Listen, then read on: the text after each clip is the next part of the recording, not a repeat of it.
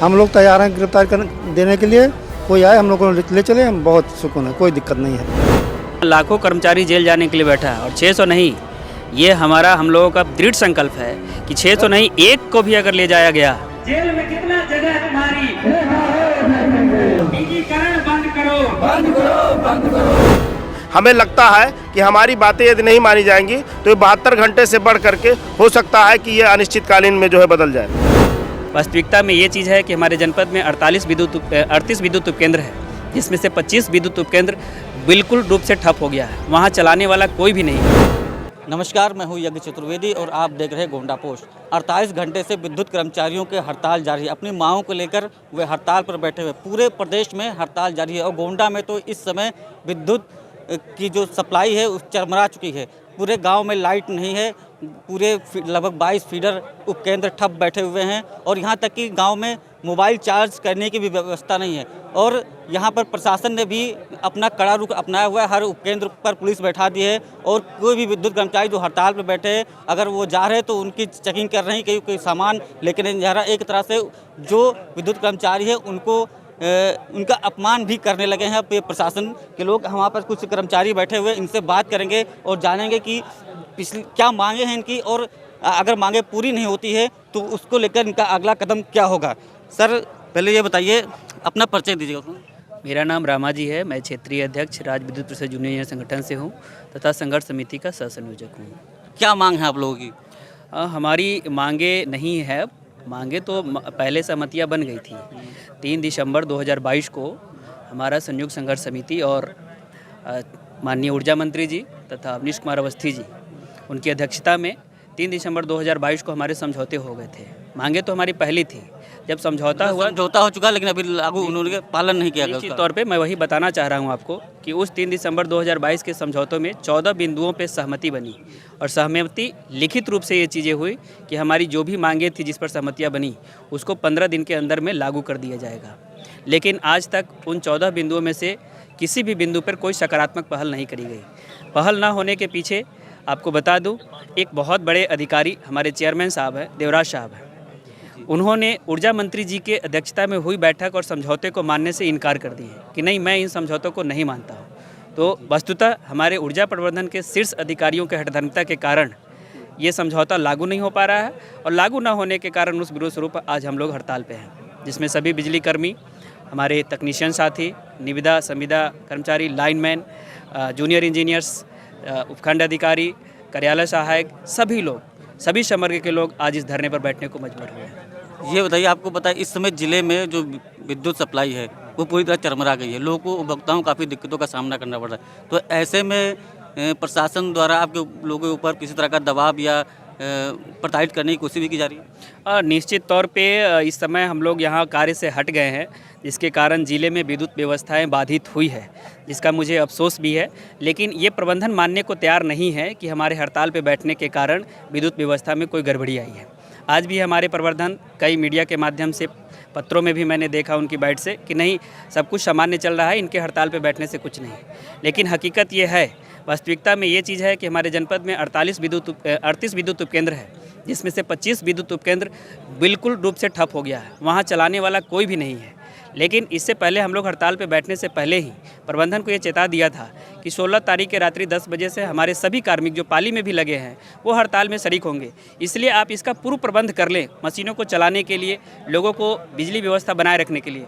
अगर वो व्यवस्था नहीं बना पाए हैं तो ये सारा का सारा कमी प्रबंधन की है, क्योंकि हमने अचानक से नहीं बैठा है। अगर व्यवस्थाएँ नहीं बना पाई जिसके कारण पब्लिक को दुख हो रहा है, उनको बिजली की समस्याओं से जूझना पड़ रहा है, तो इसकी सारी जिम्मेदारी हमारे प्रबंधन की है। हमें भी अफसोस है कि हमारे उपभोक्ता कष्ट में हैं, हम लोग भी बिजली के बिना रह रहे हैं, तो इसकी सारी जिम्मेदारी प्रबंधन की होनी चाहिए। उसमें हम दोषी नहीं हैं और हमारे उपभोक्ता इस बात को समझ भी रहे हैं, जान भी रहे हैं, लेकिन उनको गुमराह करने का काम हमारा प्रबंधन कर रही है। ये बताइए, आप लोगों का 72 घंटे का हड़ताल है। अगर इन 72 घंटों में जो आप लोगों की समझौता हो तो उसको लागू नहीं करते हैं तो आगे की क्या रणनीति रहेगी आप लोगों की? अगर लागू नहीं होता है तो आगे रणनीति बनाएगी जो हमारे वहाँ केंद्रीय पदाधिकारी हैं, वो लोग जो रणनीति बनाएंगे उसी पे हम लोग काम करेंगे आगे। और अगर नहीं माना गया मांग तो हड़ताल जारी रहेगा। ये ऐसा सुनने में आ रहा है कि अगर आप लोग हड़ताल नहीं ख़त्म करते हैं तो गिरफ्तारी भी की जाएगी। क्या इसके लिए तैयार हैं आप लोग? बिल्कुल हम लोग तैयार हैं, एक तरफ तैयार हैं। हम लोग तो बैठे हैं, हमें कोई लेकर चले, हम वहाँ पे और सुरक्षित हैं, यहाँ से भी असुरक्षित हैं। हमारा पूरा संपर्क तैयार है जेल जाने के लिए। तो जो शासन का अभी कुछ देर पहले आया था, उन्होंने कहा कि 600 जो पूरे प्रदेश में 600 आपके पदाधिकारी हैं उनकी गिरफ्तारी की जाएगी। तो कर लें, हम लोग तैयार हैं गिरफ्तार देने के लिए। कोई आए हम लोग को ले चले, हम बहुत सुकून है, कोई दिक्कत नहीं है। 600 की आपने बात कही है, यहाँ लाखों कर्मचारी जेल जाने के लिए बैठा है और 600 नहीं। ये हम लोगों का दृढ़ संकल्प है कि 600 नहीं, एक को भी अगर ले जाया गया तो यहाँ 1 लाख जो बिजली कर्मी आज धरने पे बैठा हुआ है, सभी लोग जेल भरो आंदोलन स्टार्ट करेंगे। इसलिए यहाँ डरने वाला कोई नहीं है। जब हम जंग और न्याय के लिए लड़ रहे हैं तो न्याय लड़ने वाला कभी डरता नहीं किसी दंड से। अच्छा, जो एक सबसे बड़ी जो बात आ रही है निकल के, संविदा कर्मचारियों की जो लड़ाई है वो काफ़ी दिन से लड़ रहे हैं। उन लोगों से आप लोग उनके साथ काम कर रहे हैं, तो उन्हें क्या दिक्कत आती है और उनकी क्या मांगें थी जो लागू नहीं कर रहे हैं या पालन नहीं कर रहे हैं? अब निश्चित तौर पे आप जान सकते हैं कि संविदा आउटसोर्स का काम वो भी बिजली विभाग में, जो एक खंभे पे बिना सीढ़ी के भी चढ़ के काम कर रहा है, उनके पास सुविधाएं नहीं है। कब वो काम पे हैं और कब उनकी जान जा सकती है, अनिश्चितता बनी रहती है।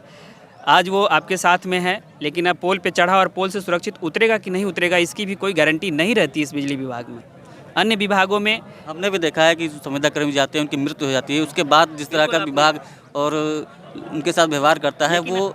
लेकिन अगर उसके साथ अगर मृत्यु उसकी हो जाती है तो हमारा सेंसेशन तो देखिए क्या है, हम उसको क्या देते हैं, 5 लाख रुपया, वो भी तमाम धरना प्रदर्शन तमाम जद्दोजहद के बाद में 5 लाख रुपया आप देते हैं। उसके बाद जब उस परिवार का कमाने वाला मुखिया जिसको आप मात्र 8,000 रुपये दे रहे हो और उसके घर में 5-7 जो भी घर परिवार में बच्चे हैं, क्या 5 लाख में उसकी ज़िंदगी का गुजारा हो जाएगा?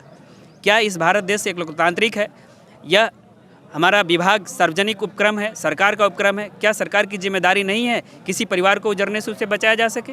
क्या 5 लाख रुपए आप मानते हैं कि उस परिवार का जो कमाने वाला एकल व्यक्ति है, जो लाइनमैन के रूप में काम कर रहा है, तो आप सहज अंदाज़ा लगा सकते हैं कि क्या उस घर में कोई दूसरा IAS अफसर होगा जिसके घर का आदमी लाइनमैन है? नहीं है ना। निचले तबके के निम्न आमदनी वाले आदमी लोग हैं और वही जो 8,000 कमाने वाला आदमी घर का चला गया, तो उसके परिवार की जिम्मेदारी कौन लेगा? क्या सरकार को नहीं लेना चाहिए जो जान जोखिम में डाल करके अपनी व्यवस्था का संचालन कर रहे हैं लोग? तो इन सारी चीज़ों को मांग कर लेकर के हम यहाँ बैठे हैं और सरकार हमें मतलब गुमराह कर रही है कि बेवजह ये लोग धरना कर रहे हैं। तो ये कहाँ तक उचित है, इसका सहज निर्णय आप लोग भी ले सकते हैं। जी भैया, आप बताइए कि जैसे सरकार कह रही है कि बेवजह धरना, आपको ये बेवजह लग रहा है क्या? आप लोग अपनी मांग कर रहे हैं। बेवजह धरना नहीं है, धरना ये हड़ताल हमारे ऊपर जो है सरकार ने थोपा है। क्योंकि हमारे जो है माननीय ऊर्जा मंत्री जी ने हमारे जो 3 दिसंबर 2022 को एक समझौता किया था 14 सूत्रीय मांगों को लेकर के, तो उन्होंने वादा खिलाफ़ी की है, हमने वादा खिलाफ़ी नहीं की है, उन्होंने वादा खिलाफ़ी की है। अब वादा खिलाफ़ी के बाद में भी 45 पत्र हमारे संगठनों के द्वारा जो है माननीय ऊर्जा मंत्री को जो है दिया गया, फिर भी कोई उन्होंने संज्ञान नहीं लिया। तो ऐसी स्थिति में हमारे कर्मचारी करें तो क्या करें? अब हमें गांधीगिरी के अलावा और कोई रास्ता तो सूझता नहीं है। हम कोई आम आदमी तो है नहीं कि रोड पे उतर जाएंगे। हमें यही सूझ रहा है कि हम काम बंद करके अपने ही शांतिपूर्वक धरना प्रदर्शन कर रहे हैं। जो हमारा लोकतांत्रिक अधिकार है, जो संवैधानिक अधिकार है, उसी का हम उपयोग कर रहे हैं। ना तो हम किसी की बत्ती बंद कर रहे हैं, ना हम कोई तोड़ फोड़ करेंगे, ना हम कुछ करेंगे। संयमित अनुशासित तरीके से लोकतांत्रिक मर्यादा में रहते हुए हम धरना प्रदर्शन कह रहे हैं कि आप किसी तरह का हिंसक व्यवहार नहीं कर रहे हैं। बिल्कुल नहीं। कोई प्रदेश में कहीं भी हमारा शायद सरकार भी सोच के बैठी हो कि 72 घंटे पूरे हो जाएंगे फिर लौट आएंगे काम पे। नहीं, ऐसा नहीं होगा। हमें जहाँ तक अभी तो खैर कोई निर्णय नहीं हुआ है, लेकिन हमें ये पूरी तरीके से आशा है। हमारा शीर्ष नेतृत्व जो हमारा करने वाले आदरणीय शैलेंद्र दुबे जी हैं, कोई इतने जो है वो आम व्यक्ति नहीं है जो इन चीज़ों के नहीं सोचते हैं। हमें लगता है कि हमारी बातें यदि नहीं मानी जाएंगी तो 72 घंटे से बढ़ करके हो सकता है कि ये अनिश्चितकालीन में जो है बदल जाए। बहुत बहुत धन्यवाद। तो यहाँ पर लगभग हज़ारों की संख्या में जो पूरे ज़िले में विद्युत कर्मचारी हैं वो हड़ताल पर बैठे हैं। उनका कहना है कि अगर 72 घंटे के अंदर, जो कि 48 घंटे बीत चुके हैं, महज कुछ ही घंटे बाकी हैं 72 घंटे पूरे होने में, अगर जो समझौता हुआ था उसको लागू नहीं किया जाता है तो ये हड़ताल अनिश्चितकाल में बदल जाएगा। आपको बता दें कि पिछले 48 घंटे में ही गोंडा जिले की जो विद्युत व्यवस्थाएँ वो पूरी तरह की चरमरा गई है। लोग शहरों में आकर बैटरी से अपना मोबाइल चार्ज कर रहे हैं और यहाँ तक कि शहर के अंदर भी हालात अच्छे नहीं हैं।